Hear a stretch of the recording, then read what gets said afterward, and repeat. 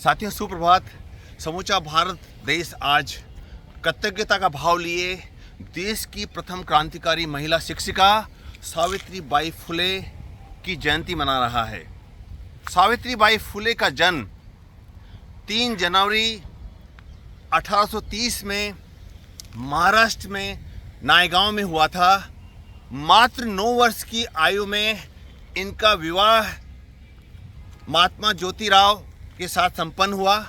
ये विवाह के समय अशिक्षित थीं, लेकिन शिक्षा में इनकी गहन रुचि को देखते हुए इनके पति महात्मा ज्योतिराव ने इन्हें पुस्तकें लाकर दी, इनको पढ़ने लिखने के लिए प्रोत्साहित किया। सावित्रीबाई फुले ने महात्मा ज्योतिराव के साथ मिलकर 3 जनवरी 1948 को महाराष्ट्र की सांस्कृतिक राजधानी पुणे में प्रथम बालिका विद्यालय की शुरुआत 9 छात्राओं के साथ मिलकर की। आज़ादी के लगभग 100 साल पहले उस समय देश भर में कुरीतियां व्याप्त होने के कारण, छुआछूत का माहौल होने के कारण स्त्रियों को शिक्षा देना एक सम्मानजनक कार्य नहीं माना जाता था। स्त्रियों की शिक्षा के बारे में अनेकों भ्रांतियां व्याप्त थी। स्कूल की स्थापना करते समय और उसके बाद सावित्रीबाई फुले को कदम कदम पर अपमान का सामना करना पड़ा। उनके रास्ते में अनेकों चुनौतियां आईं, लेकिन इन चुनौतियों का उन्होंने डटकर मुकाबला किया। जब वे पढ़ाने के लिए स्कूल जाती थी तो उस समय लोग उनके ऊपर पत्थर फेंकते थे, गोबर, विष्ठा, अन्य गंदगी फेंकते थे, जिसके कारण वे हमेशा अपने साथ एक थैले में साड़ी लेकर चलती थी और स्कूल पहुंचकर वे अपनी गंदी साड़ी को चेंज करके दूसरी साड़ी पहन लेती थीं।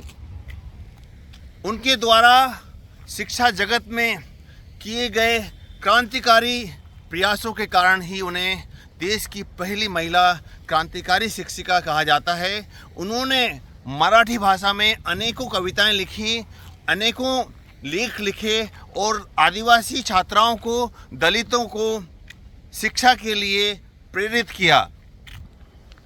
शिक्षा सबसे बड़ा हथियार है। शिक्षा के माध्यम से सामाजिक क्रांति हो सकती है और शिक्षा के माध्यम से व्यक्ति में आमूल चूल परिवर्तन हो सकता है। इस बात को अपने हृदय में विश्वास करने वाली सावित्रीबाई फुले ने अपना जीवन एक मिशन के रूप में जिया। उन्होंने सामाजिक कुरीतियों का, बाल विवाह का, छुआछूत का हमेशा विरोध किया। विधवा विवाह को प्रोत्साहित करते हुए उन्होंने बाल विधवा महिलाओं के लिए एक आश्रम की भी स्थापना की। साथियों, सावित्रीबाई फुले के पति का प्लेग के कारण निधन हो जाने के उपरांत उन्होंने अपने पति का अंतिम संस्कार भी किया। अंततः प्लेग के कारण 3 मार्च 1897 में सावित्रीबाई फुले अनंत यात्रा पर निकल गई। लेकिन आज कृतज्ञ राष्ट्र उनकी जयंती के अवसर पर उनके द्वारा किए गए कार्यों को, उनके द्वारा शिक्षा जगत में किए गए कार्यों को नमन करते हुए उन्हें याद कर रहा है और उनके मार्ग पर चलने के लिए अनवरत प्रेरित हो रहा है। साथियों, सावित्रीबाई फुले का जीवन हम सभी के लिए एक प्रेरणास्पद जीवन है। हमें बहुत कुछ चीज़ें उनके जीवन से सीखने को मिलती हैं, जैसे कि कठिन से कठिन परिस्थिति में भी हार न मानना और अपने मिशन के लिए, अपने कार्य के लिए हमेशा समर्पित रहना। साथियों, आइए हम सावित्रीबाई फुले